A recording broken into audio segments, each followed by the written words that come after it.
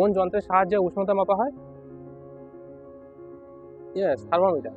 ঠিক আছে, আর থার্মোমিটারের আবিষ্কারককে Galileo. Very good. ঠিক আছে, এবার থার্মোমিটারের বিভিন্ন স্কেলে মাপা হয়, তার প্রত্যেকটা স্কেলের শুরু আর শেষ আছে, মানে কত ডিগ্রি থেকে আমি শুরু করব আর ম্যাক্সিমাম কত ডিগ্রি, মানে মিনিমাম আর ম্যাক্সিমাম। ঠিক আছে, যদি আমি সেলসিয়াস স্কেলটাকে আলোচনা করি, তাহলে সেলসিয়াস স্কেলের ঊর্ধ্ব স্থিরাঙ্ক মানে ম্যাক্সিমাম কত ডিগ্রি পর্যন্ত মাপা যায়, সেটা হলো 100 ডিগ্রি। 100 degree C. আর শুরুটা কোথা থেকে হচ্ছে? স্টার্টিংটা 0 ডিগ্রি সেলসিয়াস থেকে। ঠিক আছে, 0 ডিগ্রি সি থেকে স্টার্ট হচ্ছে। নেক্সট, আরেক ধরনের থার্মোমিটার আছে। কত ধরনের থার্মোমিটারের তোরা নাম জানিস বল? ফারেনহাইট। ঠিক আছে, চলো এবারে ফারেনহাইটের লিখব। ফারেনহাইটের ম্যাক্সিমাম ঊর্ধ্ব সীমা কত হবে? সেলসিয়াস স্কেলে ছিল 100 ডিগ্রি। Yes, 212 degree. ঠিক আছে, yes, 212 degree F. F for Fahrenheit. আর নিম্ন স্থিরাঙ্ক কত হবে? 212 ডিগ্রি ফারেনহাইট ঊর্ধ্ব স্থিরাঙ্ক, আর ফারেনহাইটের নিম্ন স্থিরাঙ্ক হচ্ছে 32 ডিগ্রি এফ।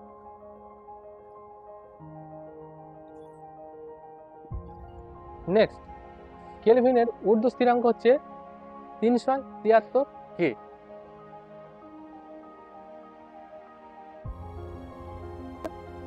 কে নিম্ন স্থিরাঙ্ক কত?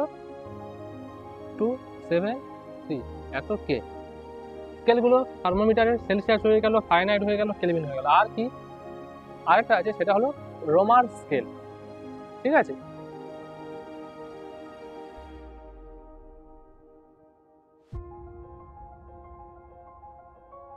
রোমার স্কেলের ম্যাক্সিমাম হচ্ছে 80 ডিগ্রি আর। আর হলো রোমার স্কেলের ঊর্ধ্ব স্থিরাঙ্ক, নিম্ন স্থিরাঙ্ক হবে 0 ডিগ্রি আর। আচ্ছা, এবারে দুটো যে কোনো থার্মোমিটারের যে কোনো স্কেলের ঊর্ধ্ব স্থিরাঙ্ক, নিম্ন স্থিরাঙ্ক, ঊর্ধ্ব স্থিরাঙ্ক থেকে যদি নিম্ন স্থিরাঙ্ক আমরা বাদ দিই, সেটা হবে থার্মোমিটারের অন্তর। বোঝা গেল? তাহলে সেলসিয়াস স্কেলের অন্তর কত হবে? 100, মানে ওর ভাগ আছে, 100টা ভাগ আছে। ঠিক আছে, ফারেনহাইটের কত হবে? 212 ডিগ্রি এফ থেকে ঊর্ধ্ব সীমা, নিম্ন স্থিরাঙ্ক গিয়ে দাঁড়িয়েছে 32 ডিগ্রি এফ, 180।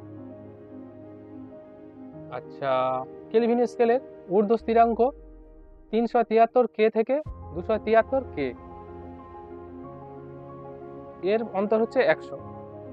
সেম রোমার স্কেলের 80 ডিগ্রি আর থেকে 0 ডিগ্রি আর, অন্তর হচ্ছে কত? 80। ঠিক আছে, এবার কেসটা হচ্ছে সব স্কেলের ডিগ্রি দিয়ে হয়েছে, কিন্তু কেলভিনের ক্ষেত্রে 373 কে হয়েছে, এখানে কিন্তু ডিগ্রি হয়নি। 273 এখানে কে হয়েছে, ডিগ্রি কিন্তু হয়। বাকি তিনটের মোটামুটি ডিগ্রি দ্বারা, তারপরে তাদের নাম অনুযায়ী সিম্বলটা বসেছে।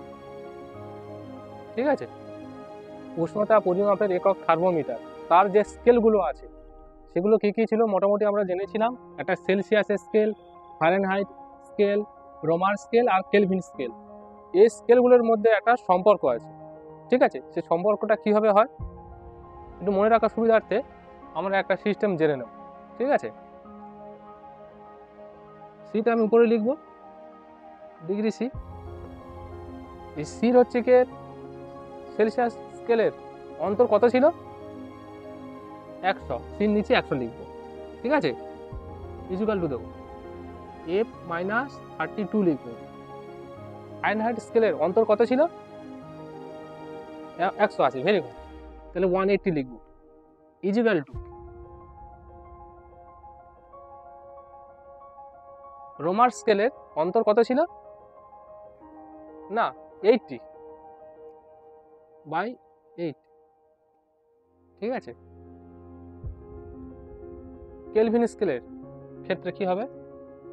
কে মাইনাস 273 বাই, কেলভিন স্কেলের অন্তর কত ছিল? 100। এই হলো এদের সম্পর্ক। মানে সেলসিয়াস স্কেলের 0 থেকে স্টার্ট হচ্ছে, তো 0 লিখলাম আমরা, সিটা লিখে দিলাম C/100।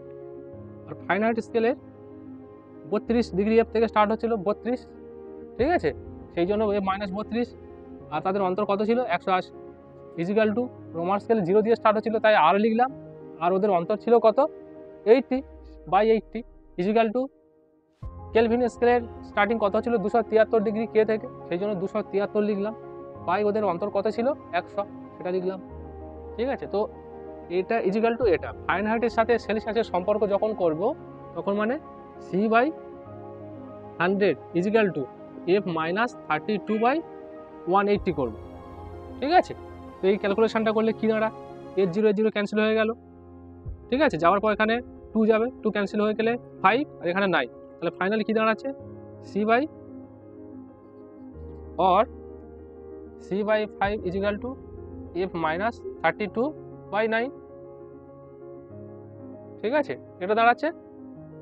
এটা সেলসিয়াসের সাথে ফারেনহাইটের একার সম্পর্ক। আবার যদি সেলসিয়াসের সাথে রোমার সম্পর্ক এর রিলেশনটা জানতে চাই, সেক্ষেত্রে কি হবে C/100 ইজিক্যাল টু R/80, এটা লিখব।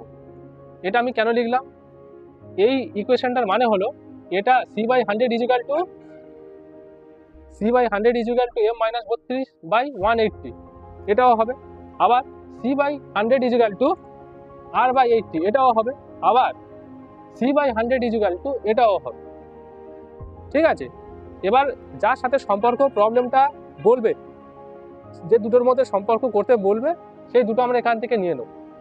মনে কর রোমার সাথে কেলভিনের সম্পর্ক বলছে, তো R/80 ইজিক্যাল টু K - 273/100, এটা এইটুকুটা নেব। মনে কর রোমার সাথে সেলসিয়াসের সম্পর্ক জানতে চাইছে, তাহলে C/100 ইজিক্যাল টু R/80, এটা নিয়ে নেব, ঠিক আছে। ফারেনহাইটের সাথে কেলভিনের সম্পর্ক জানতে চাইছে, তো F - 32/180 ইজিক্যাল টু K - 273/100, এই ইকুয়েশনটা নেব, ঠিক আছে। নিয়ে আমরা ব্যালেন্স করে তারপর যার মান বার করতে বলবে সেটা বার করে দেবো, ঠিক আছে। এটাকে এবার ব্যালেন্স করতে হবে। চল এই কোয়েশনটা C/100 সেলসিয়াসের সাথে রোমার যে সম্পর্কটা করছিলাম, চল এখানে চলে আসি। C/100 ইজিক্যাল টু R/80, এই জায়গাটা আমরা করছিলাম, তো এখান থেকে আমি স্টার্ট করব। তো এখানে ক্যালকুলেশন করলে কি দাঁড়ায়, 0 0 ক্যান্সেল করে হয়ে যাবে, C/5 আসবে, ঠিক আছে। এখানে R/4 চলে আসবে, 0 0 ক্যান্সেল হয়ে গেল, 2 এখানে 2 ক্যান্সেল হয়ে গেলে 5, 2 ক্যান্সেল হয়ে গেলে 4, ঠিক আছে। তাহলে C/5 ইজিক্যাল টু R/4, এটা সেলসিয়াসের সাথে রোমার সম্পর্ক, ঠিক আছে। এইভাবে আমরা যে কোনো সম্পর্ক আমরা আসতে পারি, বোঝা গেল? ব্যাস, এইগুলো ছিল থার্মোমিটারের স্কেল ও তাদের মধ্যে সম্পর্ক, এটা বেসিক ধারণা।